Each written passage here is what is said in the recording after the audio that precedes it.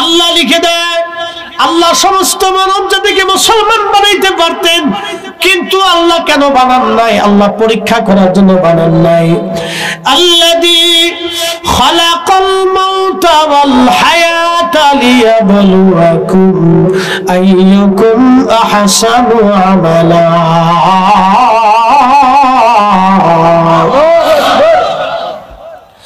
আল্লাহ ডাক দেখে হাবিব উম্মতকে জানান, আমি মৃত্যু সৃষ্টি করেছি। মৃত্যু কে সৃষ্টি করছে? আল্লাহ। তাহলে মৃত্যুর কোন দেবতা আলাদা নাই, মৃত্যুর কোন দেবতা আলাদা নাই, জীবনের কোন দেবতা আলাদা নাই। সব কিছুর একচ্ছত্র অধিপতি মালিক আল্লাহ, কোন সন্দেহ নেই। লা শারীকা লাহ, তার কোন শরীক নেই। এক বাক্যে বুঝতে হবে। আমরা কি মৃত্যুর পরে আবার ফিরে আসার কোন সুযোগ আছে? আর সুযোগ নেই।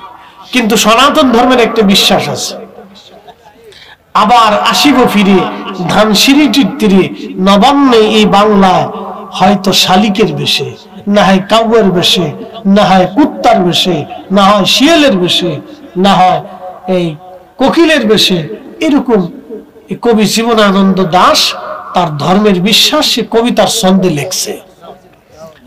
সনাতন ধর্মের বিশ্বাস হলো, মানুষ যদি পুণ্যের কাজ করে, মানে পুণ্য মানে ভালো কাজ করে, তাহলে ভগবান পৃথিবীতে আবার তাকে পাঠাবে,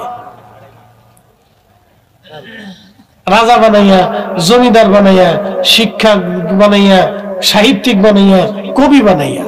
আর যদি মানুষ অন্যায় করে চলে যায়, তাহলে ভগবান তারে আবার পৃথিবীতে পাঠাবে কাউয়া বানাইয়া, কুত্তা বানাইয়া, বিড়াল বানাইয়া, শিয়াল বানাইয়া, হাতি বানাইয়া। কি বুঝলেন আপনারা? জীবনে কোনদিন কুত্তা এ কইছে, আরে আমি তোকে সেই জগন্নাথ ছিলাম, এখন আমি ভগবান আমার কুত্তা বানায় পাঠাইছে? কি কথা বল না কেন? এই সুযোগ কি আর আছে? কখনো হবে? অবশ্যই না। এটা মানুষের বানানো এক কল্প বিশ্বাস। কথা বল ঠিক কিনা? এই কোরআন আল্লাহ বলে দিলেন, وَلَن يُؤَخِّرَ اللَّهُ نَفْسًا إِذَا جَاءَ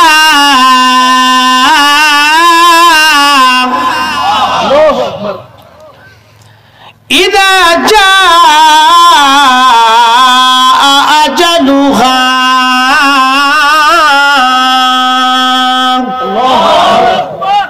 হায়াত শেষ হলে থাকার সুযোগ নাই, আর চলে গেলে আসার আর নাই।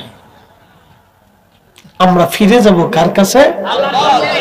সুম্মা তুরাদ্দুনা ইলা আলিমিল গায়বি ওয়াশ শাহাদাত।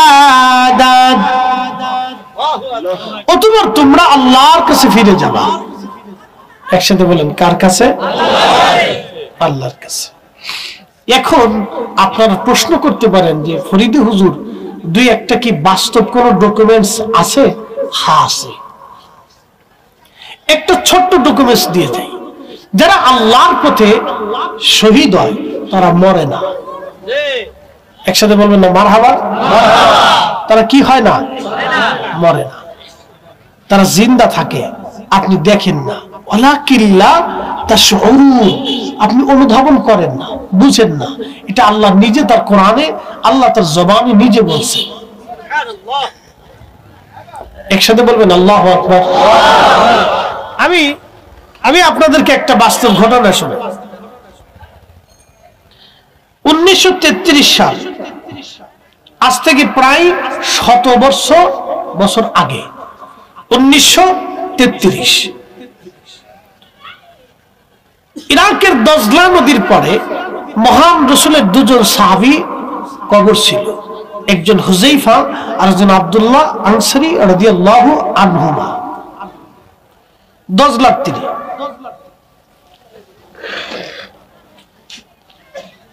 না, আরেকটু বোঝাই, দজলার তীরে পরে যাই, আপনাদেরকে আরেকটু সহজ করে দেই।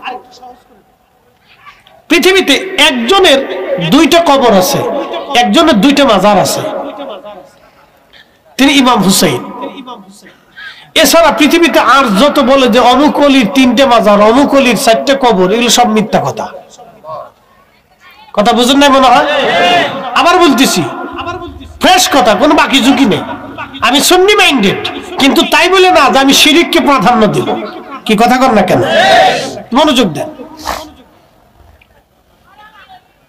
অনেকে বলে বাইজিদ বুস্তামির এটা মাজার, এটা মাজার, এটা মাজার, এটা মাজার, অমুক জায়গা তমুক যা, অমুক জায়গা তমুক যা, 4টা 5টা এটা হয়েছে। এগুলো ভ্রান্ত, এগুলো কথার কোনো ভিত্তি নাই। একজনের পৃথিবীতে 2টা মাজার, তিনি ইমাম হুসাইন রাদিয়াল্লাহু আনহু। তিনার দেহ মুবারকের মাজার হচ্ছে কারবালা, আর পবিত্র মাথা মুবারকের মাজার হচ্ছে বর্তমান মিশর আল আজহার বিশ্ববিদ্যালয়ের পাশে। একসাথে বলবেন না মারহাবা? বর্তমানে যে গাজা, এই গাজার আগে নাম ছিল আসকালান। এই আসকালানে ইমাম হুসেন রাদিয়াল্লাহু আনহুকে সমাহিত করা হয়েছিল, শুধু মাথা মুবারক। 530 হিজরি, মনোযোগ দিন, কত হিজরি? 530 হিজরি। ওনার শাহাদাতের 470 বছর পরে, ওনার শাহাদাতের কত বছর পরে? 470। ভালো করে বুঝে যাবেন, 470 বছর পরে খ্রিস্টানরা, ক্রুসেডাররা এই বর্তমান ফিলিস্তিন অনেক অঞ্চল তারা দখল করে নিয়ে গেল। আজকে যেমন ইসরায়েল নিছে, একসময় ওরাও নিছিল, কিন্তু টিকতে পারে নাই। ইসরায়েল যে নিছে, তারাও টিকতে পারবে না। একসাথে বলবেন আল্লাহু আকবার। কারণ সুলতান গাজী সালাউদ্দিন আইয়ুবের উত্তরসূরিরা এখনো মরে যায় নাই, এটা জিন্দা আছে। মুসলমানদের কোন না কোন অঞ্চলে, কোন না কোন ঘরে সুলতান গাজী সালাউদ্দিন আইয়ুবের উত্তরসূরি জেগে উঠবে। কথা বল ঠিক না ঠিক? তো মনোযোগ দিয়ে, মিশরের যিনি গভর্নর ছিলেন, তিনি সিদ্ধান্ত নিলেন যে আমাদের সাইয়্যিদের মাথার এখন খ্রিস্টানদের আন্ডারে চলে গেছে, তা আমরা উঠাই নিয়ে আসি, ওটা রাখা যাবে না। তো মিশরের গভর্নর, তিনি মিশরের যিনি তৎকালীন গভর্নর ছিলেন খেলাফতে, তিনি প্রস্তাব দিলেন যে আপনারা আমাদের সাইয়্যিদের মাথা মোবারক দিয়ে দেন। তো বলতেছে আপনাদের সাইয়্যিদ তো আপনাদের ধর্মের প্রসিদ্ধ একজন ব্যক্তি, তো যেহেতু নিতে চান তাহলে তো আমরা এমনিতে দিব না, 30,000 স্বর্ণ মুদ্রা দিতে হবে। 30,000 স্বর্ণ মুদ্রা কিন্তু একটা রাষ্ট্রের জন্য কম না, অনেক টাকা। তো মিশরের গভর্নর তাতে রাজি হয়ে গেলেন যে ঠিক আছে, আপনি 30,000 নিবেন, কিন্তু আমাদের সাইয়্যিদের মাথা আমরা নিয়ে আসবো। ঠিক আছে, নিয়ে যান, ওটা দিয়ে আমাদের কাজ নেই, টাকা লাগবে আমাদের। হযরত ইমাম হুসাইন রাদিয়াল্লাহু আনহুর পবিত্র মস্তক আনার জন্য মিশরের গভর্নর সৈন্য সামন্ত নিয়ে, লোক লস্কর নিয়ে, আলেম ওলামা নিয়ে রওনা হয়ে গেলেন। 470 বছর পরে মাটি সরানোর পরে, 470 বছর পরে দেখা গেল ঠিক যেইভাবে 470 বছর আগে ওনাকে সমাহিত করা হয়েছিল, ওনার পবিত্র মাথা ওই রকমই আছে। একটা চুল নষ্ট হয় নাই, ঠোঁট নষ্ট হয় নাই, চোখ নষ্ট হয় নাই। তখন ওনার দেহের ওই কাটা অংশ থেকে তাজা রক্ত ঝরতেছিল। একসাথে বলেন আল্লাহু আকবার। আল্লাহ আছে, একসাথে বলেন আল্লাহ আছে। এই কোরআন সত্য, একসাথে বলেন সত্য। বাল আহইয়া, বাল আহইয়া, কোরআন বলছে বাল আহইয়া, বাল আহইয়া ওয়ালা বাল আহইয়া, তারা জিন্দা জিন্দা জিন্দা জিন্দা, ওয়ালা কিল্লা তাশউরুন, তোমরা অনুধাবন করো না, তারা জিন্দা। একটা বাক্য এখানকার কোথাও মিথ্যা হয় নাই, বাস্তবতা থেকে বলতেছি। ওনার মস্তক মোবারক থেকে সুঘ্রাণ আসতে লাগলো, খুব সম্মানের সাথে, খুব তাজিমের সাথে, বিরাট বড় বহর করে সুদূর আসকালান থেকে মিশরে আল আজহার বিশ্ববিদ্যালয়ের পাশে এনে ওনাকে সমাহিত করা হলো। ওনার জিয়ারত পৃথিবীতে 2 জায়গায় সমানভাবে হয়, কারবালাতেও হয়, আজহারেও হয়। একসাথে বলবেন আল্লাহু আকবার। তাহলে লা ইলাহা ইল্লাল্লাহ, আল্লাহ ছাড়া কোনো মালিক নাই, কোনো রব নাই। আশহাদু আল্লা ইলাহা ইল্লাল্লাহু ওয়াহদাহু লা শারীকা লাহু ওয়া আশহাদু আন্না মুহাম্মাদান আবদুহু ওয়া রাসূলুহু। একসাথে বলা যাবে না আল্লাহু আকবার? কোনো সন্দেহ? একসাথে বলেন সন্দেহ নেই। পৃথিবীতে কোনো দ্বিতীয় তৃতীয় চতুর্থ কোটি কোটি ভগবান, কোন দেবতার অস্তিত্ব নেই। পাথরের সামনে, মূর্তির সামনে মাথা নত করে কোনো লাভ নেই। যার সামনে মাথা নত করার দরকার সেই রবের সামনে মাথা নত করতে হবে। যার জন্য জীবন দেওয়ার দরকার তার জন্য জীবন দিতে হবে। কথা বলো ঠিক না? প্রিয় উপস্থিতি, এটা বাস্তবতা থেকে আপনাদেরকে দিলাম। কাফেররা রাসূল কারীমের কাছে সে দলিল চাইতো যে আল্লাহ আছে, তার প্রমাণ কি? শোনেন, সাহাবীরা কিন্তু আগে আল্লাহ দেখে আল্লাহ চিনে নাই, তারা কিন্তু আল্লাহ দেখেন নাই, তারা আগে নবী দেখছেন। কথা ঠিক কিনা? তারা আগে কি দেখছেন? রাসূল দেখছেন। একসাথে বলবেন আল্লাহু আকবার। এই যে কোরআন নাজিল হলো, কোরআনে আল্লাহ বলেন আলিফ লাম মিম যালিকাল কিতাবু লা রাইবা ফীহি হুদাল লিল মুত্তাকিন। এই যে শব্দগুলি আল্লাহ যখন তার রাসূল কারীমের কালব মুবারকে নাযিল করতেন, তখন নবীজি প্রচন্ড শীতে ঘেমে চুপসে যাইতেন। তখন সাহাবীরা বুঝতে পারতো কোরআন নাযিল হচ্ছে, কিন্তু কোরআন আসতেছে এটা দেখা যেত না। আল্লাহ নবী যখন স্বাভাবিক অবস্থায় ফিরে আসতেন তখন বলতেন সাহাবীরা, আল্লাহ বলছেন যালিকাল কিতাবু লা রাইবা ফীহি হুদাল লিল মুত্তাকিন আল্লাযীনা ইউমিনুনা বিল গায়বি ওয়া ইউকিমুনাস সালাতা ওয়া মিম্মা রাযাকনাহুম ইউনফিকুন।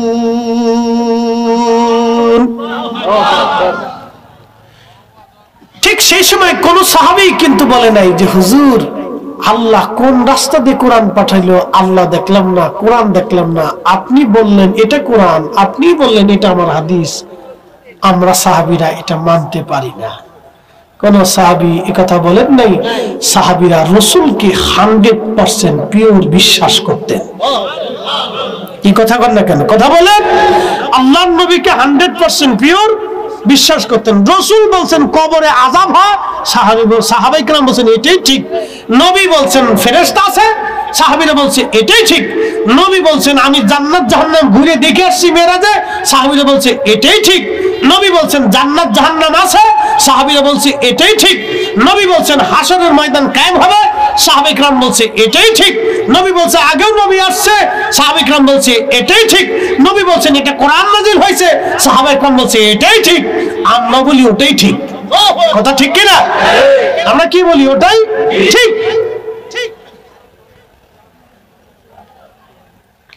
প্রিয় উপস্থিতি, সাহাবায়ে কেরাম 100% পিওর ভাবে তার রাসূলকে মেনে নিতেন, বিশ্বাস করতেন, কোনো কথা তারা সন্দেহ করতেন না। যার কারণে কোরআনে যাহা যাহা আসছে সাহাবীরা বিনা বাক্যে মেনে নিয়েছেন। কিন্তু কোন কোন সাহাবী দিন কবুল করার আগে নবীজিকে বলতেন ইয়া রাসূলুল্লাহ আল্লাহ আছে কি করে বুঝবো, আপনি প্রমাণ সাবমিট করেন। যেমন মক্কার কাফেররা বলল, হে মুহাম্মদ সাল্লাল্লাহু আলাইহি সাল্লাম তুমি যে আল্লাহর নবী এবং আল্লাহ আছে তার প্রমাণ কি? সেই সময় কাফেররা এই কথা বলার পরে নবীজি বললেন, ও আমার চাচা আবু জাহেল, ও উতবা, শাইবা, মুগীরা, আবু লাহাব, আপনারা কি প্রমাণ চান যে আল্লাহ আছে? বলে আকাশের চাঁদ যদি তুমি ইশারা দিয়ে দ্বিখণ্ডিত করে দেখাইতে পারো তাহলে আমরা মেনে নিব আল্লাহ আছে। আমরা এটা মানব, তুমি আল্লাহর নবী, তুমি আকাশের চাঁদ দ্বিখণ্ডিত করে দেখাও, আকাশের চাঁদ তুমি দ্বিখণ্ডিত করে দেখাও, আকাশের চাঁদ তুমি দ্বিখণ্ডিত করে দেখাও। আল্লাহর নবী বলেন হ্যাঁ আমি আকাশের চাঁদ দ্বিখণ্ডিত করে দেখাবো। সব কাফেররা একত্রিত হলো। আল্লাহর নবী আকাশের চাঁদের দিকে তাকায় বলেন, হে চাঁদ তুমি আল্লাহর হুকুমে দ্বিখণ্ডিত হয়ে যাও। আচ্ছা বলেন তো চাঁদ কার অধীনে? হুকুম দিলেন আল্লাহর নবী, তুমি আল্লাহর হুকুমে দ্বিখণ্ডিত হও। চাঁদ আল্লাহর অধীনে, আল্লাহর আইনে।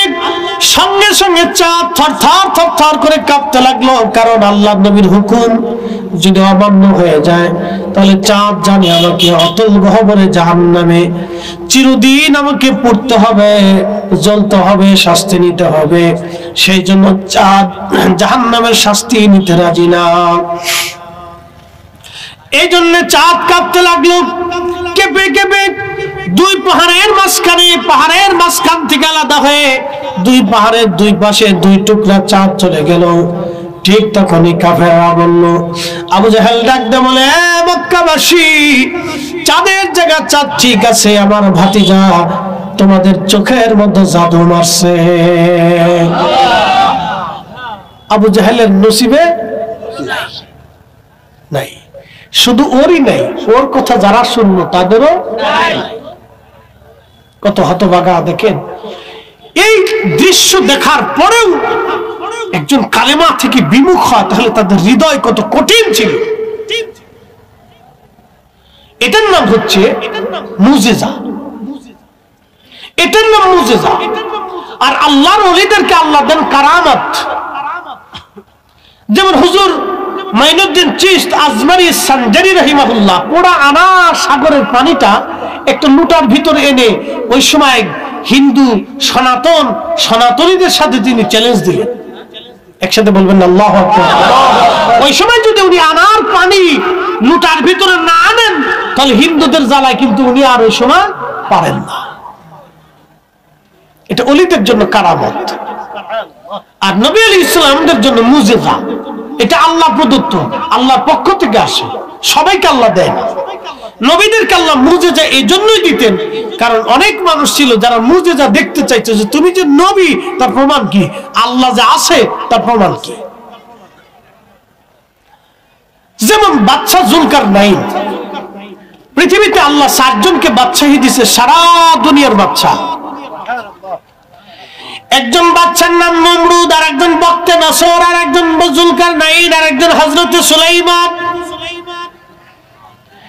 2 জন মুসলমান, 2 জন কাফের।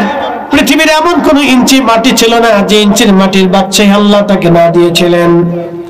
হযরত ইব্রাহিম আলাইহিস সালাতু ওয়াস সালাম তিনি কাবা ঘর গাঁথতেছিলেন, কাবা নির্মাণ করতেছিলেন। ইব্রাহিম আলাইহিস সালাম কাবা নির্মাণ করার সময় ওই রাস্তা দিয়ে বাদশা জুলকারনাইন তিনি যাইতেছিলেন। বাদশা জুলকারনাইন ডাক দিয়ে বলেন, আপনার নাম কি? বলে, আমার নাম ইব্রাহিম খলিলুল্লাহ। বলে, খলিলুল্লাহ কি? বলে, আমি আল্লাহর বন্ধু। বলে, আল্লাহ কে? বলে, তোমার রব আমার রব। আল্লাহর খলিল বলতেছে, জুলকারনাইন তোমার রব আমার রব।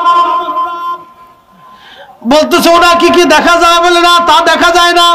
ধরা যায়? বলে, তাও ধরা যায় না। তাহলে যাকে দেখা যায় না, ধরা যায় না, তাকে রব কি করে মানবো? তিনি যা আছেন তার প্রমাণ কি?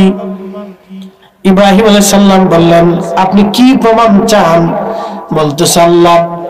ইব্রাহিম, ওই যে ভেড়ার দল পাহাড়ে ঘাস খেয়ে বেড়াচ্ছে, ওই ভেড়ার দল যদি আপনার সামনে এসে আপনার কালেমার সাক্ষ্য দেয় তাহলে বুঝবো আল্লাহ আছে এবং আপনি আল্লাহর নবী। একসাথে বলবেন আল্লাহু আকবার। সাইয়্যিদুনা ইব্রাহিম আলাইহিস সালাম বলতেছেন, জুলকারনাইন, আল্লাহ আছে কি প্রমাণ চাও? বলে যে ওই যে ভেড়ার দল, এই ভেড়ার দল এসে যদি কালেমার সাক্ষ্য দেয় তাহলে বুঝবো আল্লাহ আছে। কারণ ভেড়া তো আর কথা বলে না। ভেড়া কি কথা বলে? ভেড়া কি মাদ্রাসা পড়ছে? ভেড়া কি স্কুলে পড়ছে? তো কালেমা কি করে পারবে? তো ওই ভেড়ায় যদি কালেমা পড়ে তাহলে বুঝবো আল্লাহ আছে এবং আপনি তার নবী।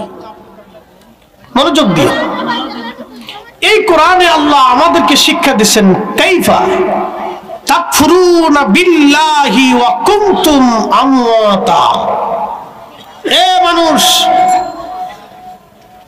হে মানব সম্প্রদায়, কি করে তোমরা আমি আল্লাহকে অস্বীকার করো? অথচ তুমি নির্জীব ছিলে, নিষ্প্রাণ ছিলে, দেহহীন ছিলে, অস্তিত্বহীন ছিলে, তুমি কিছুই ছিলে না।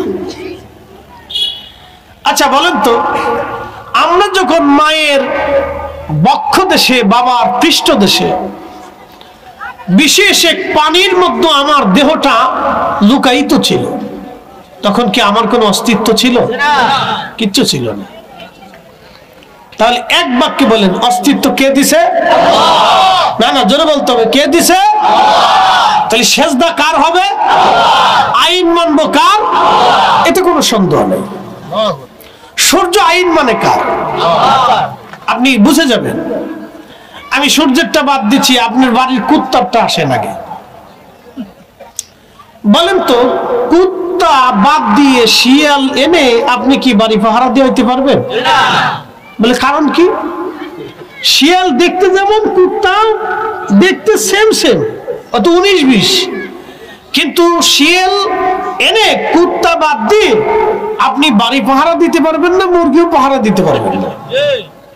আপনি শিয়ালটা যত আদর করেই খাওয়ান, আর যত ওরে আদরই করেন, ও মুরগি চুরি করে ভাগবে।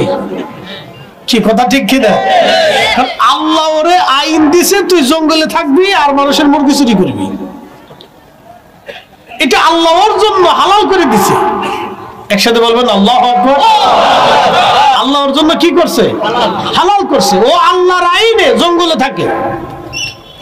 কুকুর আপনি লাঠি দিয়ে যতই পিটান, ও জঙ্গলে যাবে না। ও আপনার বাড়িতে পচা গলা মন্দ ভালো সব খেয়ে, এই যে প্রচন্ড শীতের ভিতরে আপনি যখন কম্বল মুড়ি দিয়ে ঘুমান, ও তখন আপনার বাড়ির উঠানে ঠান্ডা মাটির মধ্যে কাঁপে আর ঘুমায়, আর আপনার বাড়ির পাহারা দেয়। কারণ আল্লাহর আইনে কুত্তাকে আল্লাহ আপনার বাড়ি পাহারা দেওয়ার জন্য নিয়োজিত করে রাখছে। একসাথে বলবেন আল্লাহু আকবার। কুকুর কার আইন মানে? না না, একসাথে বলতে হবে, কার আইন মানে? আল্লাহর ফয়সালা মানে। কিন্তু আমরা মানুষই শুধু আল্লাহর ফয়সালা মানি না। ওয়াজ বেশি সময় লাগে না, শুধু আপনার হৃদয় থেকে যদি অনুভূতি আসে, তো এমনিতেই আপনার সেজদায় মাথা অবনত হবে। এই জন্য তাসাউফে, তরিকতে তাসাউফে একটা আমাদের জন্য সবক আছে। এটার নাম হচ্ছে মুরাকাবা। এটার নাম কি? মুরাকাবা। এই মুরাকাবাটা আপনাকে চিন্তা করতে হবে যে কেন আল্লাহ আপনাকে দুনিয়াতে পাঠাইলেন, আপনি কেন পৃথিবীতে আসছেন, আপনার করণীয় কি, আপনাকে কি করে যেতে হবে। এই তাফাক্কুর যদি কেউ করে, এই চিন্তা যদি কেউ করে, এই মুরাকাবার সবকের ভিতরে যদি কেউ আসে, তাহলে তার জীবন পরিবর্তন হতে থাকে। আপনাদেরকে আরো বুঝাই, সূর্য যখন পূর্ব আকাশ থেকে উদিত হয়, পশ্চিমে ডুবে যায়, বলেন সূর্যটা কার আইনে উঠে? না আবহাওয়া দপ্তরের অধীনে থাকে? আবার ডুবার সময় সে ঠিকই প্রতিনিয়ত আল্লাহর আইনেই ডুবে যায়। الشمس والقمر بحسبان والنجم والشجر يسجدان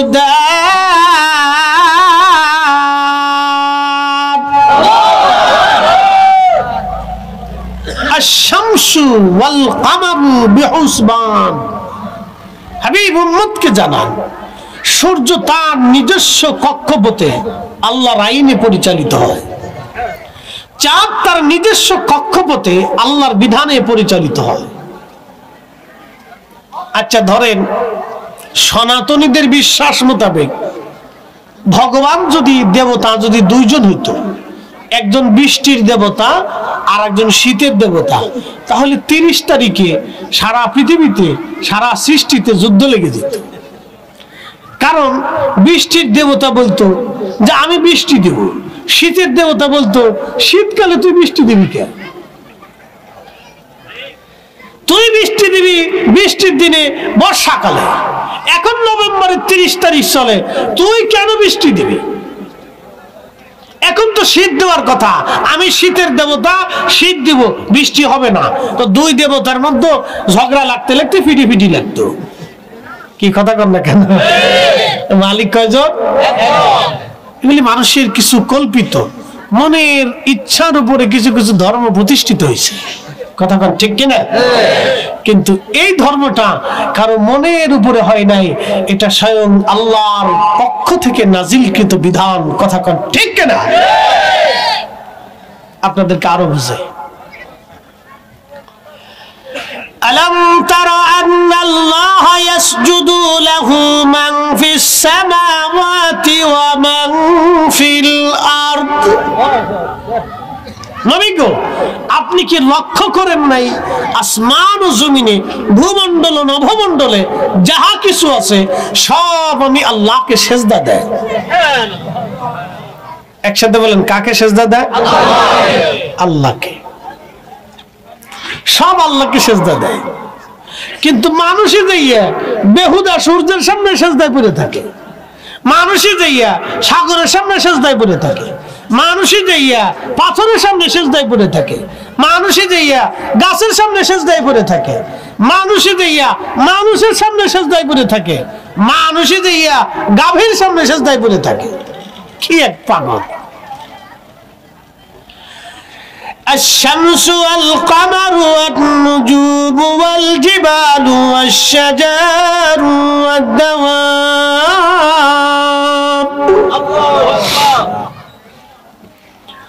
والدواب وكثير من الناس।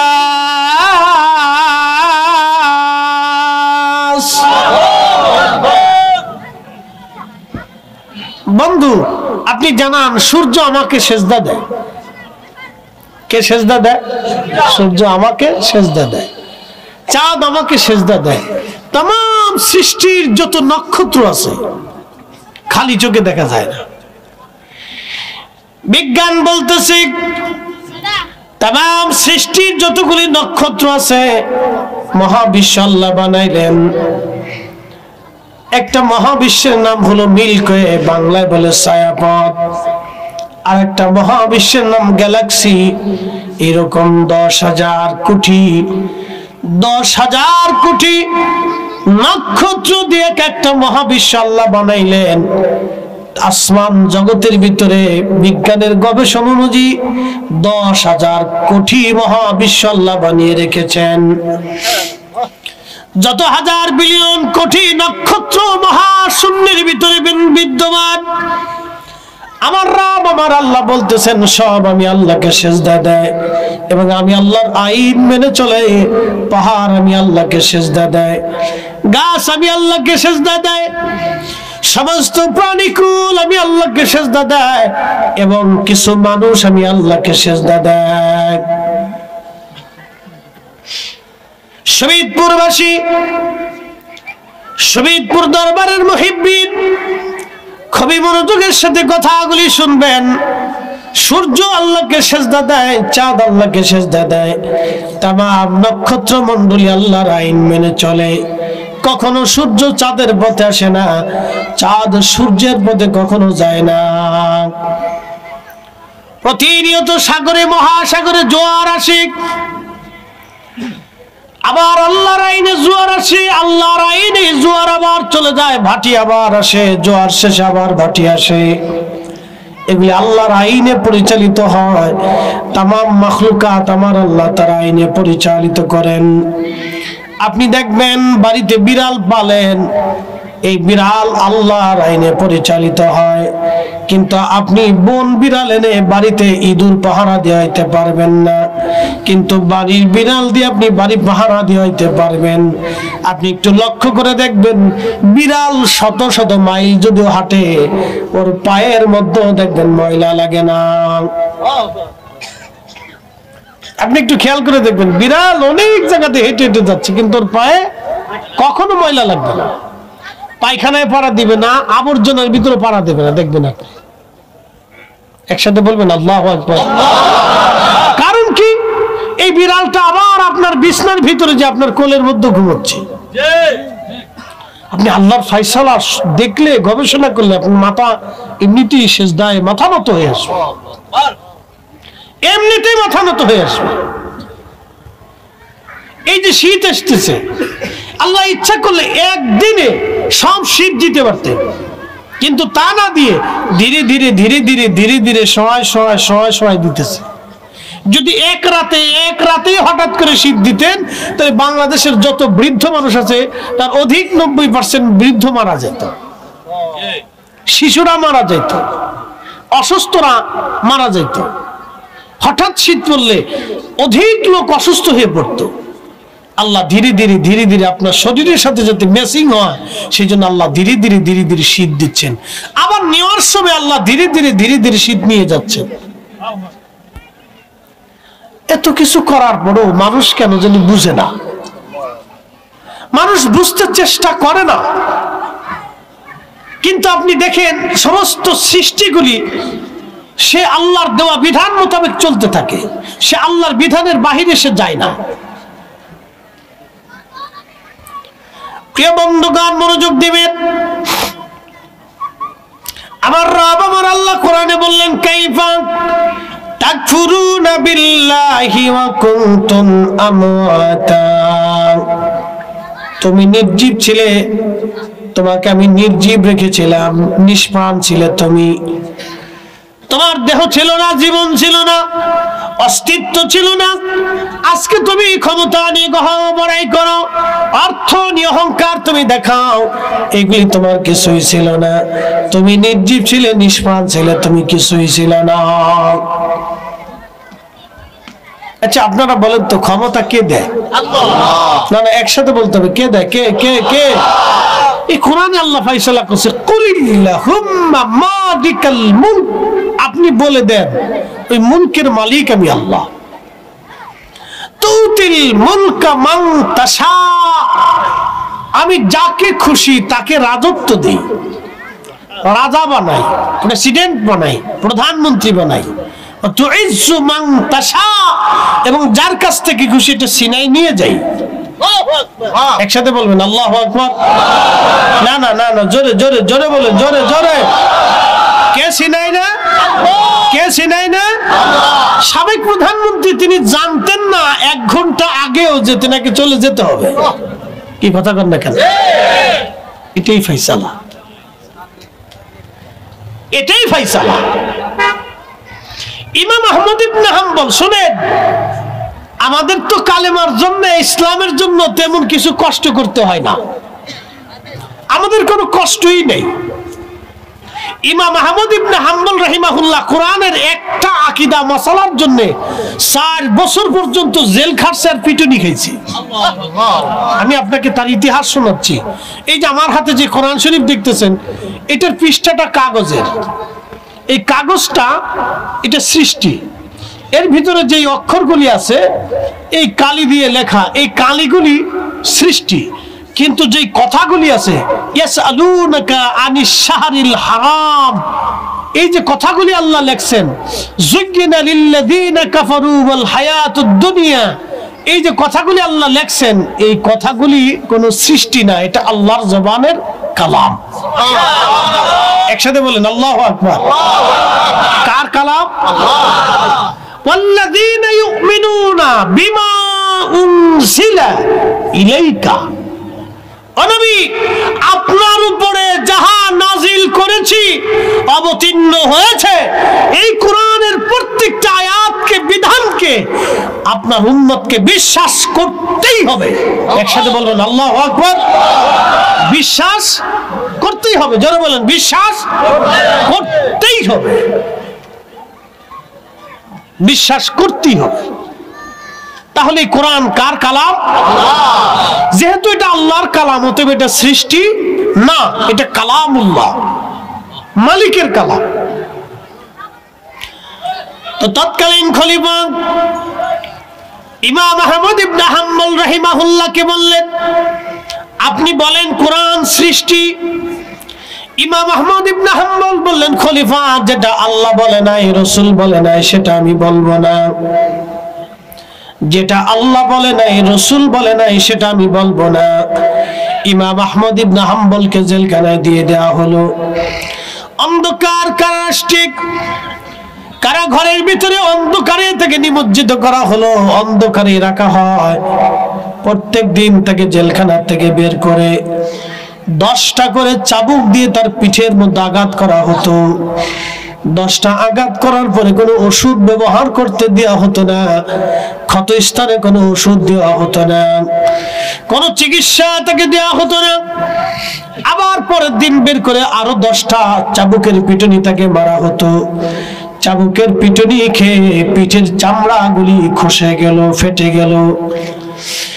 1 আর 2 বছর না, 4 বছর পর্যন্ত প্রত্যেক দিন 10টা করে যদি চাবুকের পিটুনি খায়, আপনি দেখেন 4 বছরে কত হাজার চাবুকের পিটুনি খেয়েছে। তারপরও তার জবান থেকে বলতে পারে নাই, বলাইতে পারে নাই কোরআন আল্লাহ সৃষ্টি। তিনি একটাই জবাব দিতেন, যেটা আল্লাহ বলে নাই, রাসূল বলে নাই, আমি মরে গেলেও সেটা বলবো না। একসাথে বলেন আল্লাহু আকবার। তেলের গাড়ি তেলে চলি,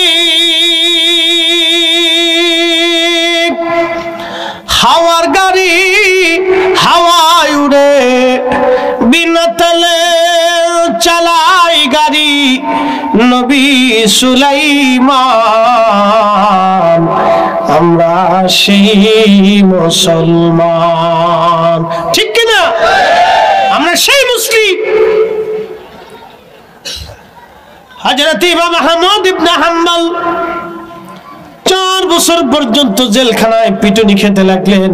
4 বছরে পিঠের চামড়া খসে গেল, গোশত পচে গেল, কলতানি বের হতো, রক্ত বের হতে থাকতো। ওই অবস্থায় তিনি নামাজ পড়তেন, ওই অবস্থায় তিনি নামাজ ছাড়তেন না, নামাজ আদায় করতেন। এক জেলখানার কয়েদি ওনাকে জিজ্ঞেস করলেন, ইমাম আপনি জেলখানার ভিতরে রক্ত মাখা অবস্থায় কি করে আপনি নামাজ পড়েন? কোন বিধানে, কোন আইনে, কোন দলিলে রক্ত ঝরা অবস্থায় নামাজ পড়েন আপনি? ইমাম আহমদ ইবনে হাম্বল জবাব দিলেন, হে আল্লাহর বান্দা ফারুক আজম হযরত ওমর রাদিয়াল্লাহু আনহু, ওনাকে যখন ছুরিকাঘাত করা হয়েছিল 3 দিন পর্যন্ত তিনি আহত ছিলেন, রক্ত বন্ধ হয় নাই, ওনার রক্তক্ষরণ হচ্ছিল। ওই রক্তমাখা অবস্থায়, তিনি রক্তক্ষরণ অবস্থায় হযরত ওমর 1 ওয়াক্ত নামাজ তিনি ছাড়েন নাই। হযরত ওমর যদি নামাজ না ছাড়তে পারে, তাহলে আহমদ ইবনে হাম্বল কেন নামাজ ছেড়ে দিবে? আমার কথা কি বুঝতে কোনো অসুবিধা হচ্ছে আপনাদের? বোঝার চেষ্টা করবেন। আমরা এখানে আসছি কিছু বোঝার জন্য। এই জন্য আমি হুজুরকে বলছি, হুজুর আমি একটু লং টাইম কথা বলি, তো মনোযোগ দেন। আমরা কিছু বোঝার জন্য আসছি, কিছু শিখার জন্য আসছি। যদিও আমার চাইতে অনেক বিজ্ঞ উলামা ইকরাম এখানে বসে আছেন, যাদের ছাত্র হওয়ার যোগ্যতা আমার নাই, কিন্তু বাচন ভঙ্গি সুন্দর বিধে আমার এখানে বসাইছে, আপনি কিছু বলেন, অন্যথায় কিছু না। আমার চাইতেও অনেক অনেক বিজ্ঞ, যাদের ছাত্র হওয়ার যোগ্যতা আমার নাই, কিন্তু আমাকে এখানে বসাইছে, বাচন ভঙ্গি সুন্দর, আমি সুন্দর বলতে পারবো, এই জন্য বসাইছে, অন্য কিছু না। তারাও কিন্তু সারা জিন্দেগি জীবন ভর পড়াইতে পড়াইতে আমার মতো বহু ছাত্ররে পড়ায় আলেম বানাইছে, কথা ঠিক কিনা? কিন্তু আমার বাচন ভঙ্গি সুন্দর, এই জন্য বসাইছে যে আপনি কিছু বলেন। এই তো মনোযোগ দিন। তো আমার একজন উস্তাদ ছিলেন, খুব বৃদ্ধ হুজুর কাছে আমরা বুখারী শরীফ পড়ছি, বরিশাল বাড়ি ছিল হুজুরের, উস্তাদজির বাড়ি বরিশাল ছিল, খুব বয়স্ক, জীবনে জুব্বা কোনোদিন আয়রন করে পড়ছে না। তো বহুবার বলছি যে হুজুর জুব্বাটা দেন, আমি একটু ধুয়ে পরিষ্কার করে আয়রন করে দেবো। না বাবা, বাঁচবই কয়দিন, আর তো আয়রন করে কি করবো? মানে সেই আদি যুগের লোক ছিল আর কি। তো উনি এই বয়ান করতে পারতেন না, কিন্তু এলিমের দিক দিয়ে খুব পাকা ছিলেন। আমাকে মাঝে মধ্যে বলতেন, মনু তুমি এরকম মিষ্টি মিষ্টি কথা কোথার থেকে শিখছো, কেমনে পারো? তা বলে, উস্তাদ জি আল্লাহ আপনাদের দিছে আমরারে শেখানোর জন্য, আর আল্লাহ আমরারে দিছে সাধারণ পাবলিকের বোঝানোর জন্য। আপনার এক কাজ, আমরার আর এক কাজ, এটা আল্লাহরই দয়া। কারণ আমাদের কথাগুলি একবারে আপামর জনতা, একবারে মানে কৃষক থেকে শুরু করে দিন মজুর থেকে শুরু করে সাধারণ ব্যক্তি থেকে শুরু করে কম বেশি সর্বমহলেই আমাদের কথাগুলি শোনে। ওই যে আমাদের এই বাচন ভঙ্গি সুন্দর, আমরা সাজায় সাজায় কথা বলতে পারি, এটা একটা অভিজ্ঞতা, এটা আল্লাহর দয়া। আর উস্তাদজিদেরকে আল্লাহ দিছে আমরা ফরাইয়া মানুষ বানানোর জন্য। তা মনোযোগ দিয়ে, ইমাম আহমদ ইবনে হাম্বল রাহিমাহুল্লাহ, আল্লাহু আকবার, 4 বছর পার হলো। কত বছর? 4 বছর। পিঠের গোশত পচে গেল, গোশতের ভিতরে পোকা লেগে গেল। আহা, কত নিদারুণ কষ্ট তার জীবনে হয়েছিল 4 বছর। 4 বছর শেষে জেলার এসে ওনাকে বলতেছে, হুজুর, ইমাম আপনার সকাল ফজরের পরে আপনাকে ফাঁসি দেওয়া হবে, তো আপনি কোনো কিছু চাওয়ার ইচ্ছা আকাঙ্ক্ষা কি আছে? তাহলে আমাকে বলতে পারেন। ইমাম আহমদ ইবনে হাম্বল মুস্কে হাসি দিয়ে বললেন, জেলার, আপনার কাছে আমার চাওয়ার এবং আকাঙ্ক্ষা বলার কিছু নাই, আমি যাহা বলার মালিকের কাছে বলবো। একসাথে বলুন, একসাথে, জোরে জোরে জোরে। কার কাছে বলবে? আমার সব আল্লাহর কাছে বলবো, আপনার কাছে বলার আমার কিছু নাই, আমার কোন ইচ্ছা আকাঙ্ক্ষা আপনার কাছে নাই, যাহা বলার ওনার কাছেই বলবো। হযরত ইমাম আহমদ ইবনে হাম্বল এশার নামাজ পড়লেন, কোনো চিন্তা নাই, কোনো পেরেশানি ওনার ভিতরে নাই। উনি ধীর স্থিরতার সাথে এশার নামাজ পড়লেন। এশার নামাজ পড়ার পরে, এশা শেষ হয়ে যাওয়ার পরে তিনি নাফিল কিছু অতিরিক্ত নফল নামাজ তিনি পড়লেন। নফল পড়ার পরে তিনি আল্লাহর দরবারে হাত বাড়াইলেন। কোরআনে আল্লাহ বলছেন, ইয়া আইয়ুহাল্লাযীনা আমানুস্তাঈনু বিস-সাবরি ওয়াস-সালাহ।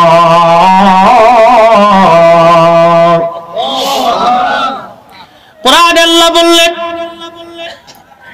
হে ঈমানদার, আমি আল্লাহর সাহায্য নাও 2 পদ্ধতিতে, একটা সালাতের মাধ্যমে আর একটা সবরের মাধ্যমে। একটা নামাজের মাধ্যমে তুমি আমি আল্লাহর সাহায্য নাও। ইমাম আহমদ ইবনে হাম্বল নামাজ শেষ করার পরে তিনি আল্লাহর দরবারে হাত বাড়ায় বলেন, ইয়া রাব্বি, 4টা বছর ধরে আমার অভিযোগ অনুযোগ তোমার কাছে কিছুই বলি নাই। এক জালেম 4 বছর ধরে আমাকে জেলখানায় মারতেছে, অত্যাচার করতেছে। আল্লাহ, আমি শুনছি সে আমাকে সকালবেলা ফাঁসির কাস্টে ঝুলাবে। আল্লাহ, আমি আহমদ ইবনে হাম্বল তোমার গোলাম, রব্বুল আলামিন, যদি কোরআন তোমার সৃষ্টি হয় তাহলে আহমদ ইবনে হাম্বলকে তুমি হেদায়েত দাও, আর যদি কোরআন শরীফ তোমার সৃষ্টি না হয়, তোমার কালাম হয়, রব্বুল আলামিন, তাহলে ওই জালেম বাদশাকে দুনিয়া থেকে বিদায় করে তার থেকে তুমি আমাকে পানাহ দাও, আমাকে হেফাজত করো। আল্লাহ, দোয়া করলেন ইমাম আহমদ ইবনে হাম্বল। তাহলে বলেন, আলেমদের দোয়া কবুল হয়? একসাথে বলেন, কবুল হয়? অবশ্যই হয়। মুসলিমের দোয়া কবুল হয়, আলেমদের দোয়া অবশ্যই কবুল হয়, অবশ্যই মঞ্জুর হয়। আচ্ছা, আপনারা বলেন তো, যত আলেম, যে ঘরানারই আলেম হোক, কোন আলেম কি কোনদিন হারামের পক্ষে কথা বলছে? হ্যাঁ, অন্যের পক্ষে কখনো কথা বলতে পারে? কখনোই না। কোন আলেমই অন্যায়কে সাপোর্ট করে না, না যেটা ন্যায় সেটা ন্যায় বলে, যেটা অন্যায় সেটা অন্যায় বলে, যেটা চুরি সেটাকে চুরি বলে, যেটা ভালো সেটাকে ভালো বলে, যেটা অন্যায় সেটা অন্যায়। আমরা কোনোদিনও জীবন গেলেও, আমাদেরকে জবাই দিলেও আমরা বলবো না যে ঘুষ হালাল। কি কথা কন না কেন? আমরা যদি মেরেও ফেলে দেন তাও কোনোদিন বলবো না যে এই সরকারি সম্পদ, রাষ্ট্রীয় সম্পদ চুরি করে খাওয়া হালাল। এই কথা আমরা কোনোদিন বলবো না। যতদিন আমরা বেঁচে থাকবো ততদিন আমরা বলবো এটা অন্যায়, এটা চুরি। কথা কন না কেন? ঠিক কিনা? এটা আমরা সারা জীবনই ভুলে যাবো, এটা বলতেই হবে। তো মনোযোগ দিয়ে, ইমাম আহমদ ইবনে হাম্বল রাহিমাহুল্লাহ দোয়া করলেন, আল্লাহর আসমানে কবুল হয়ে গেল। উনি সারা রাত আল্লাহর ইবাদতে কাটাইলেন, তাহাজ্জুদ পড়লেন, কোনো পেরেশানি নেই। ফজর পড়লেন, ফজর পড়ার পরে জেলার এসে বলতেছে, হুজুর ইমাম আপনার জন্য একটা সুসংবাদ আছে। বলে কি সংবাদ? বলে বর্তমান যিনি খলিফা আছেন তিনি রাত্রিবেলা তাকে হত্যা করা হয়েছে, তিনি দুনিয়ার থেকে বিদায় হয়ে গেছেন, আল্লাহ তাকে দুনিয়ার থেকে নিয়ে গেছে। একসাথে বলবেন আল্লাহু আকবার। বলেন আলেমদের দোয়া কবুল হয় কিনা?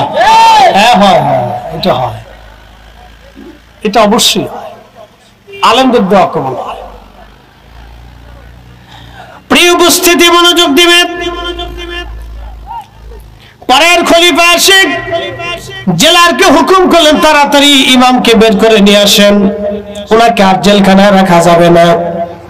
জেল থেকে বের করার পরে উনি নির্দেশ দিলেন, চিকিৎসককে বললেন ইমামের চিকিৎসায় যেন কোনো ত্রুটি না হয়, সর্বোচ্চ মেধাবী চিকিৎসা শাস্ত্রের মেধা দিয়ে তার চিকিৎসা করবেন।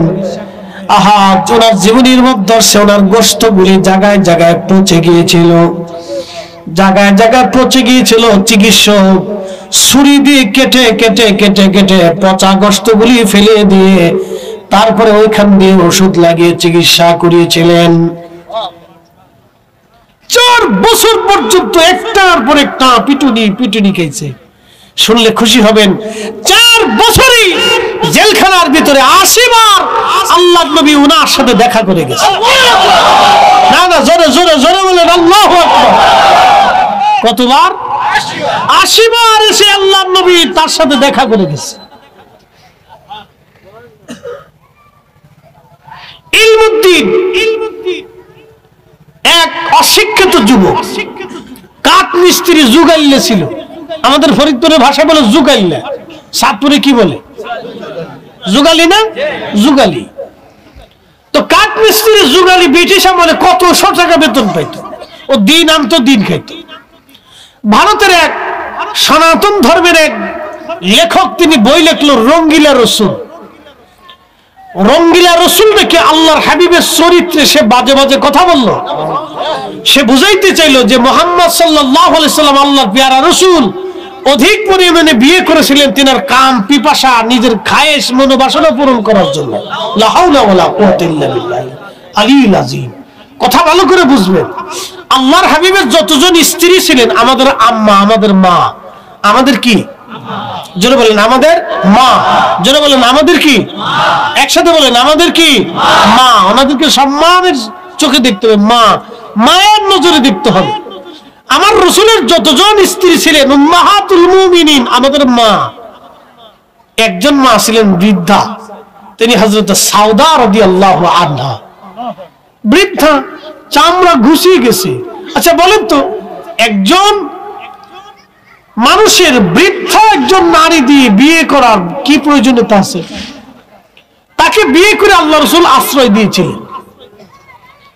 আমাদের আম্মাজান আয়েশা সিদ্দিকা সবচেয়ে কম বয়সী ছিলেন, নবী বিয়ে করতে চান না।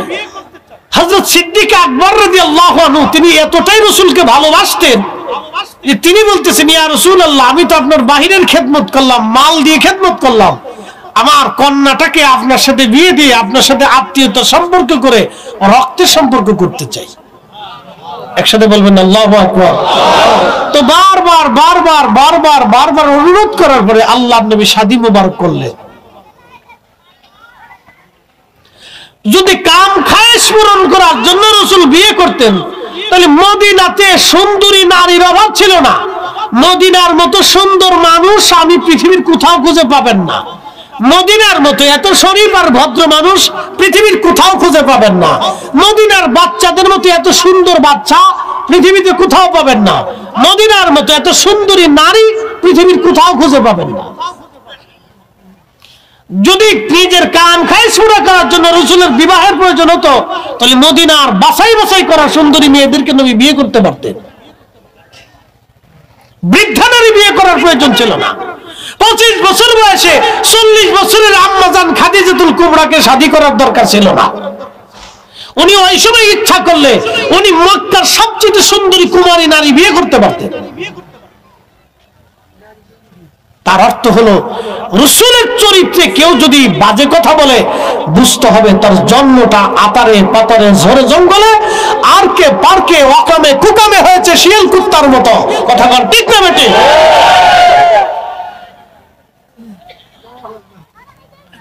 প্রিয় হাজিরিন, ইলমুদ্দিন পাকিস্তানের লাহোরে অবিভক্ত ভারত পাকিস্তান তখন ব্রিটিশ আমল। লাহোরে বসে চিন্তা করলো তাহলে আর তাকে বাঁচিয়ে রাখা যাবে না, গুস্তাখে রাসূলকে দুনিয়া থেকে বিদায় করে দেওয়া হবে। সে অনেক কষ্ট করে ধারালো ছুরি, একটা ছোট্ট ছুরি কিনে নিল। সুদূর লাহোর থেকে কলিজার ভিতরে রাসূল প্রেম তোর দাও দাও করে জ্বলতেছে, হয় আমি মরবো না হয় সে মরবে, হয় আমি মরবো না হয় সে মরবে। ইলমুদ্দিন একজন কাঠ মিস্ত্রি সুদূর পাকিস্তানের লাহোর থেকে রওনা দিয়ে ভারতে আসলো। ভারতের দিল্লির আদালতে উঠে আদালত প্রাঙ্গণে সেই গুস্তাখে রাসূলকে হত্যা করলো। আদালত প্রাঙ্গণে সবার সামনে তাকে হত্যা করা হলো। ইলমুদ্দিনকে পুলিশ ধরে নিয়ে গেল, বিচারকরা বিচার করবে। ইলমুদ্দিনের যিনি আইনজীবী ছিলেন তিনি জেলখানায় এসে ইলমুদ্দিনের সঙ্গে কথা বলবেন। দেখা করে বলেন, ইলমুদ্দিন তুমি এক সুঠাম দেহের যুবক, কিছুদিন মাত্র তুমি বিয়ে করেছো, তোমার সংসার হবে, জীবন হবে, তুমি একটা মার্ডার করে ফেলছো। ইলমুদ্দিন শুধু তুমি বলবা যে এটা আমি ভুলে করে ফেলেছি, অথবা আমার ওই সময় সেন্সলেস ছিল, আমি বুঝতে পারি নাই। শুধু এই কথাটা যদি আদালত প্রাঙ্গণে তুমি দাঁড়ায় বলো তাহলে আমি আইনজীবী তোমাকে মৃত্যুদণ্ড থেকে বাঁচিয়ে দিতে পারবো, নতুবা তোমাকে মৃত্যুদণ্ড থেকে বাঁচানো সম্ভব হবে না। ইলমুদ্দিন জবাব দিল, আইনজীবী আদালত প্রাঙ্গণে আমি একটা মিথ্যা কথাও বলতে পারবো না, কারণ আমি আমার রাসূলের জন্য তাকে হত্যা করেছি, যার জন্য জীবন দেওয়ার জন্য প্রস্তুত আছি, যার প্রেমের মালা গলায় দিয়েছি, তার জন্য ফাঁসির মালা গলায় দিতে প্রস্তুত আছি। একবার জোরে বলা যাবে আল্লাহু আকবার।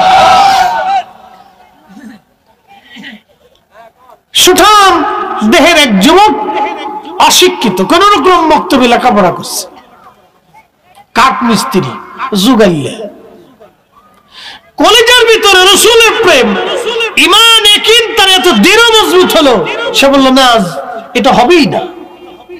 তো সে প্রকাশ্যে স্বীকার করলো, হ্যাঁ আমি স্ব-ইচ্ছায় আমি তাকে হত্যা করছি। ব্রিটিশ আদালত তাকে মৃত্যুদণ্ড দিল, ফাঁসির কাস্টে উঠানো হলো। ইলমুদ্দিন মুস্কি মুস্কি হাসে, একসাথে বলবো আল্লাহু আকবার। মুস্কি মুস্কি হাসে। তো বিচারক জিজ্ঞেস করলো, তুমি হাসো কেন? তোমার কি ভয় করে না? কি জন্য তুমি হাসতেছ? ইলমুদ্দিন জবাব দিল, হাসবো না তো কাঁদবো নাকি? আমি যার জন্য আজ ফাঁসির মালা গলায় দিচ্ছি তিনি গত রাত আমার সাথে স্বপ্নে দেখা করে আমাকে জান্নাতের সুসংবাদ দিয়ে গেছে, বলে গেছেন কিছুক্ষণ পরেই আমি তার সাথে সাক্ষাতে চলে যাব। হাত উঁচা করে বলেন আল্লাহু আকবার, আরো জোরে বলেন আল্লাহু আকবার। বলেন আল্লাহ আছে, আমার রাসূল আছে। ওই বাজে যত দেবতা ধর্ম অন্ধবিশ্বাস সব পৃথিবীতে গুলি সব মিথ্যা, মানুষের বানানো।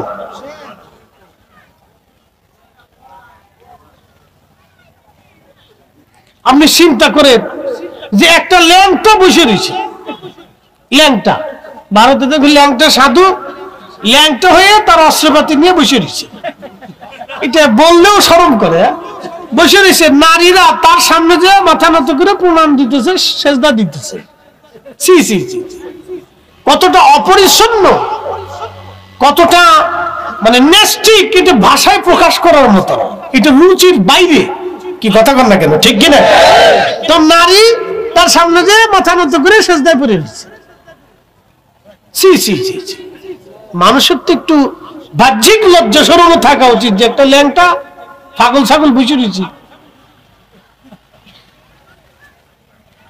এই জন্য আপনাকে হক বেহক তো বুঝার দরকার, কথা ঠিক কিনা? আল্লাহ রাসূল নিজের শালীনতা পবিত্রতার জন্য আল্লাহর হাবিব কখনো এই যে দেখেন আমরা অনেক সময় টাইট পোশাক পরি, নবীজি টাইটও পরেন না, ঢিলে ঢুলে পড়তেন। তিনি এতটাই লাজুক ছিলেন, এতটাই পরিচ্ছন্ন ছিলেন যে উম্মতকে 5 ওয়াক্ত নামাজের আগে মেসাকের হুকুম দিচ্ছে যে তোমার জবান থেকে ফ্রেশ রাখো। স্যানিটাইজেশন ব্যবস্থা পৃথিবীতে মানুষ যখন কল্পনাই করে নাই, আল্লাহর নবী তখন উম্মতকে ঢিলা কুলুপ ব্যবহার করে মাটির সাথে হাত ঘষে পবিত্র হওয়ার শিক্ষা দিয়ে দিছে। একসাথে বলবেন না আল্লাহু আকবার। আর সেই শিক্ষার উপরে 1450 বছর পরে এসে মানুষ যখন শিক্ষায় শিক্ষিত হলো, জ্ঞানে জ্ঞানী হলো, তখন মানুষ একটা ল্যাংটা সাধুর সামনে উলঙ্গ, তার সামনে যে একজন নারী মাথা নত করে সেজদার মধ্যে পড়ে রয়েছে। ছি ছি ছি ছি, আপনাকে মানে এগুলো দেখলেও লজ্জা করা উচিত যে এটা কি করে হয়।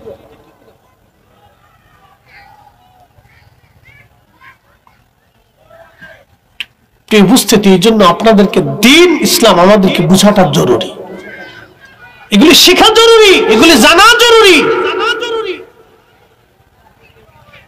তারা হলে আমাদের যুব শ্রেণী, আগামী যুব শ্রেণী দেখবেন লক্ষ লক্ষ তরুণ বিপদগামী।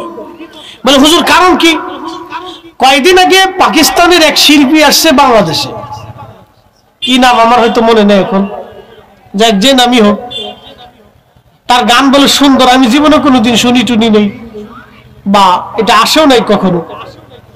তো তার গান শোনার জন্য ঢাকা শহরে বিভিন্ন শহর থেকে যুবতী নারীরা, অধিক নারী প্যান্ট শার্ট পরা, আহা, হায়ার এডুকেটেড পার্সন, শিক্ষিত ভদ্র ফ্যামিলির, ধনী ফ্যামিলির মেয়েরা অর্ধ উলঙ্গ হয়ে তার গান শোনার জন্য এই লেডা লেডি, কুত্তা কুত্তি, খারাপ ভাষা ব্যবহার করতে বাধ্য হলাম, যুবক যুবতী একসাথে হাজার হাজার লক্ষ লক্ষ। আপনি কনসার্ট না হলে জানতেনই না যে আমার দেশের এত পরিমাণে শিক্ষিত নারীরা বেহায়া হয়ে গেছে, এত পরিমাণে শিক্ষিত নারীরা যে বেহায়া হয়েছে আপনি জানতেনই না। এত পরিমাণে শিক্ষিত নারী বেহায়া, লজ্জা শরম কিচ্ছু নেই। প্রকাশ্যে আপনি চিন্তা করতে পারবেন যে প্রকাশ্যে হাজার হাজার যুবক যুবতীদের ভিতরে তারা প্রকাশ্যে যুবক যুবতী একসাথে নাচানাচি ডলাডলি টলাডলি করতেছে। ছি ছি ছি, যেগুলি কাতি মাসের কুকুরকেও হার মানিয়ে ফেলছে, আইয়ামে জাইলাতকে হার মানাইছে। আল্লাহর নবী বলছেন উম্মত তোমাদের জন্য আগামীর সংবাদ হচ্ছে তোমরা কিয়ামতের অপেক্ষা করো। প্রকাশ্যে মানুষ যখন জিনা করবে তখন বুঝবা কিয়ামত কাছেই গেছে। এখন বোঝা যাচ্ছে প্রকাশ্যে যখন নারী পুরুষরা পার্কে আরকে বারকে বেঞ্চে যেখানে সেখানে আর সমুদ্রের বিচে আর স্টেডিয়ামের মতো জায়গাগুলিতে কনসার্টে যখন প্রকাশ্যে নারী পুরুষ একসাথে নাচানাচি করে ঢলাঢলি করে তখন আর বুঝার বাকি নেই আল্লাহর নবী যা বলেছে 1450 বছর আগে এটাই ঠিক। কিয়ামত আসন্ন, আমরা পৃথিবীর শেষ প্রান্তে। এই সময় রাসূল কারীমের সুন্নাহকে যদি দাঁত দিয়ে কামড় দিয়ে ধরে রাখতে পারেন তাহলে 100 শহীদের সওয়াব আল্লাহ মোল্লামা দিয়ে দিবেন। আপনি কল্পনা করতে পারবেন না, গা শির উঠবে যে কত হায়ার এডুকেটেড পার্সন নারীরা বেহা হয়ে গেছে, কতটা নগ্ন অর্ধ উলঙ্গ, ভাবতে পারবেন না যে এটা কি করে সম্ভব। তার লজ্জা শরম, কুত্তারও লজ্জা আছে। হুজুর কেমন বলতেছেন? আপনি কুত্তারে যদি লাঠি মারেন দেখবেন ও কিন্তু একবারে মুসরায় ফুসরায় আপনার সামনে আইসে আপনার খুশি করার জন্য মনিবরে লাঠি লুটি মারছেন, আপনি বেজার হয়ে একটা বাড়ি বুড়ি দিচ্ছেন, ও কিন্তু আবার আপনার খুশি করার জন্য ঘুরে ঘুরে এসে মুসরায় ফুসরায় আপনার সামনে সারেন্ডার করে। কি কথা ঠিক কিনা? ও সারেন্ডার করে যে মনিব আমার ভুল হয়ে গেছে, আপনি আমার বাইরে না। আপনি কোথা থেকে বুঝছেন? বিড়ালরে মারছেন, ও দেখবেন আবার ঘুরে ফিরে আপনার ওই লজ্জা শরম ফেলে আপনার কাঁথার ভিতরে আবার চলে গেছে। একটা নারী কতটা বেহায়া হলে অর্ধউলঙ্গ হয়ে স্টেডিয়ামের ভিতরে হাজার হাজার পুরুষ মহিলাদের ভিতরে নাচতেছে, মানে আমি আর কোনো ভাষায় প্রকাশ করতে পারলাম না, বাকিটা আর ভাষায় বলার সুযোগ নাই। এটা এই মঞ্চে বললেও এটা বেমানা, আপনাকে বুঝতে হবে। শুধু এখানে না, বাংলাদেশের প্রত্যেকটা জেলাতে একটা করে কনসার্ট দিয়ে দেখেন, যে কত যুবক যুবতী আমাদের পথভ্রষ্ট হয়েছে, আপনি শুধু কনসার্ট দিলে বুঝবেন। বেশি কিছু করতে হবে না, একটা করে কনসার্ট দিবেন তো, কনসার্ট দিলে বুঝবেন যে কত যুবক যুবতী পথভ্রষ্ট হয়েছে।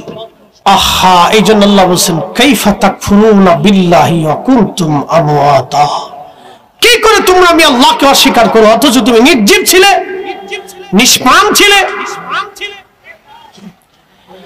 আল্লাহ কোরআনে বললেন ওয়া বাদা খালকাল ইনসানি মিন তিন, আমি মানুষের সৃষ্টির সূচনা করলাম মাটি থেকে, সুম্মা জাআলা নাসলাহু মিন সুলালাতিন মিন মাইন মাহিন,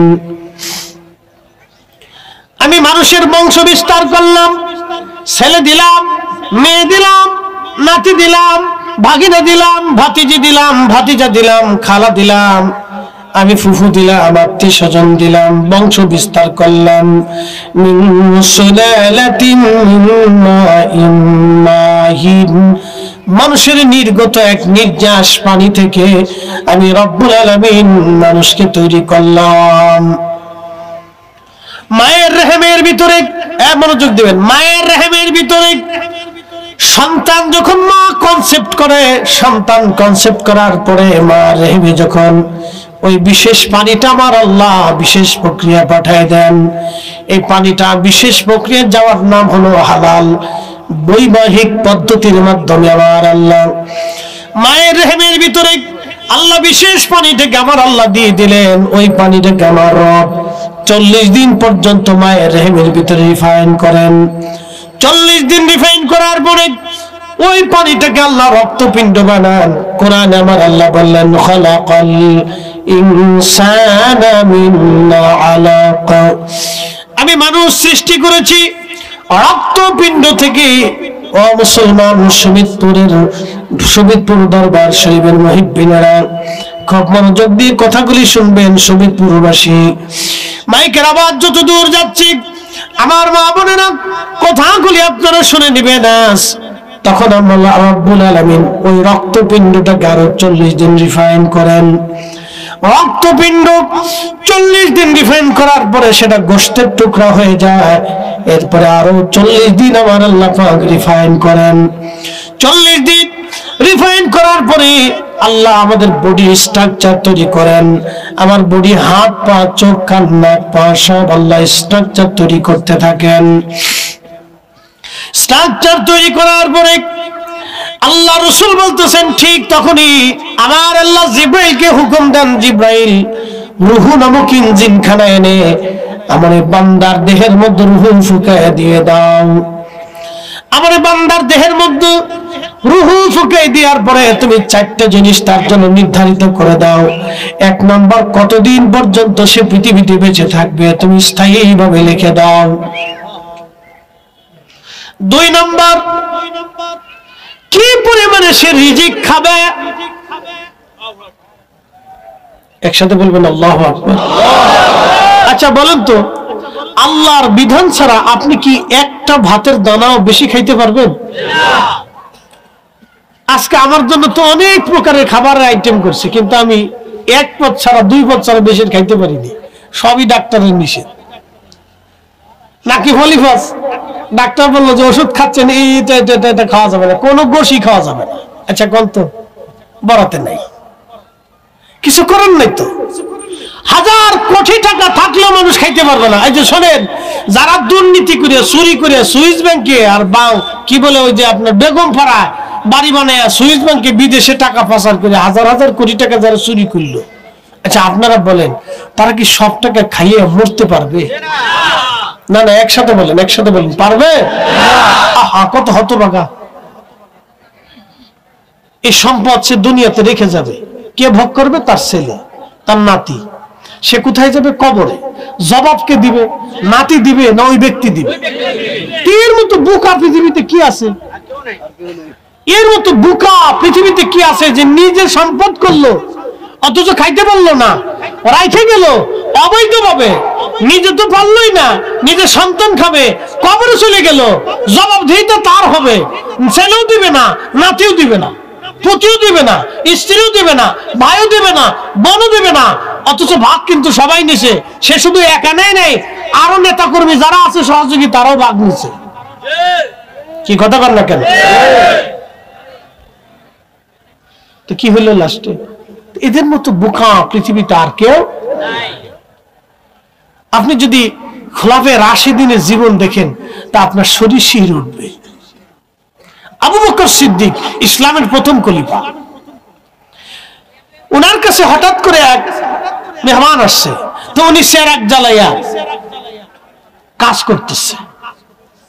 তো মেহমান ঢোকার পরে যখন সালাম দিলেন, আসসালামু আলাইকুম ইয়া আমিরুল মুমিনিন, ওয়ালাইকুম আসসালাম ওয়া রাহমাতুল্লাহ, সালামের জবাব দেওয়ার পরে মেহমান ঘরে ঢুকলেন। সিদ্দিক একবার সাথে সাথে বাতি নিভাই দিলেন, নিভাই দিয়ে আরেকটা বাতি জ্বালাইলেন। তো মেহমান আশ্চর্য হয়ে জিজ্ঞেস করলো, আমিরুল মুমিনিন, বাতি তো একটা জ্বলতেছিল, ওটা নিভাই দিয়ে আবার নতুন করে বাতি জ্বালানোর হেতু কি, কারণ কি? খলিফা জবাব দিলেন, মেহমান, তুমি আমার নিজের মেহমান, আর আগে যে বাতিটা ছিল এই বাতিটা ছিল রাষ্ট্রীয় সরকারি কোষাগার থেকে আমার জন্য একটা বাতি বরাদ্দ, রাষ্ট্রীয় কাজের জন্য আমি বাতি ব্যবহার করতেছিলাম। এখন তুমি নিজে আসছো, তুমি যেহেতু আমার মেহমান, তুমি তো রাষ্ট্রের মেহমান না, অতএব রাষ্ট্রের বাতি জ্বালাইয়া আমি তোমার সাথে কথা বলতে পারি না, এই জন্য আমার নিজের বাতি জ্বালাইলাম। কারণ আমি আবু বকর কিয়ামতের ময়দানে এই তেলটুকু নষ্ট করার জন্য আল্লাহর আদালতে জবাব দিতে হবে, কারণ আমি রাষ্ট্রের সম্পদ ব্যবহার করেছি নিজের কাজে। এবার বলেন, বাংলাদেশে কত চোর কিয়ামতের ময়দানে ধরা খাবে এমন বুঝলেন? কি কথা কন না কেন? কত চোর ধরা খাবে আপনি কিয়ামতের ময়দানে, আপনি বুঝে নেন। আমার আর বাকিদের বুঝে আঙ্গুল দিয়ে বুঝে বুঝে দিতে হবে না, কতজন কিয়ামতের ময়দানে ধরা খাবে খালি আপনি বুঝে নেন।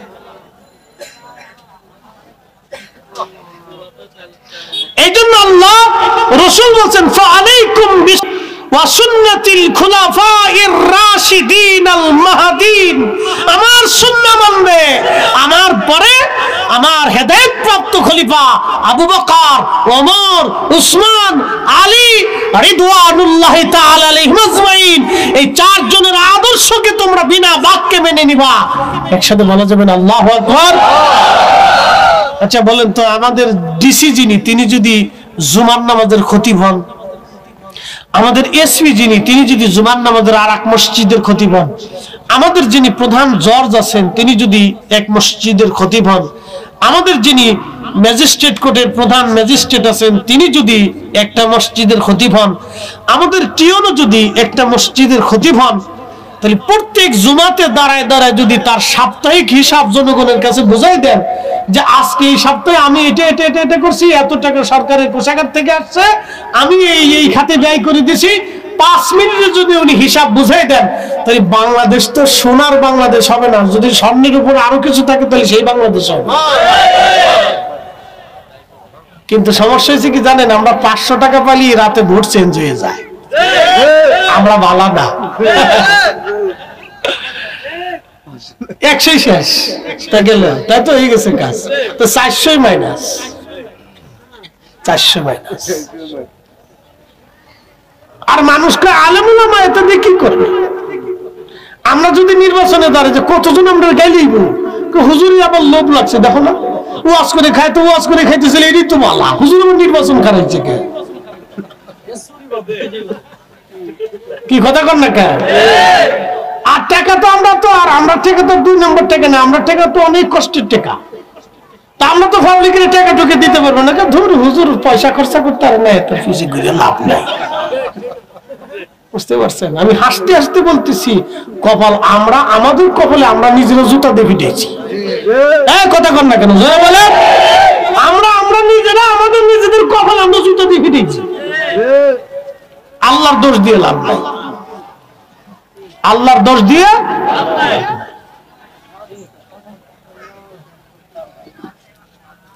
প্রিয় উপস্থিতি, আপনি আমেরিকাতে চলে যান তো, যা দেখেন তো ওরা ল্যাংটা দেশ, অর্ধেক ল্যাংটা থাকে, অর্ধেক পোশাক পরা থাকে, জীবনে কোনোদিন একটা দুর্নীতিগ্রস্ত লোকরে ওরা জীবনে ভোট দেবে না। আপনি যান ওদের নির্বাচন যায় দেখেন, একটা লোকও তারা ভোট দেবে না, না এটা ভোট দেওয়া যাবে না, এটা চোর।